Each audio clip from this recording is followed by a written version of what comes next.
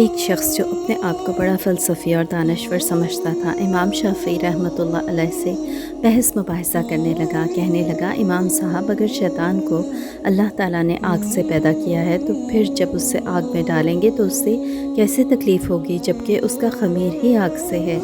इमाम शाफ़ी मुस्कुराए, ज़मीन की तरफ देखा, वहाँ एक खुश्क मिट्टी का ढेला नज़र आया।